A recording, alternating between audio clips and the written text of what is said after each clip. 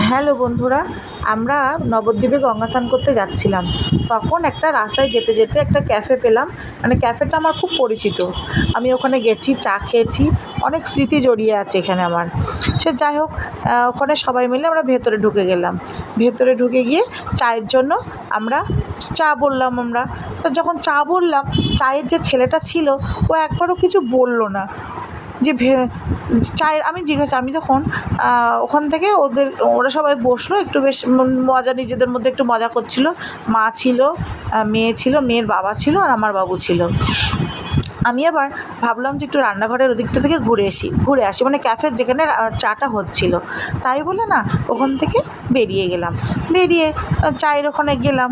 তো চায়ের ওখানে যাওয়ার পর ভাইটিকে জিজ্ঞাসা করলাম, আমাদের 10 টাকার চা 6টা দেবে।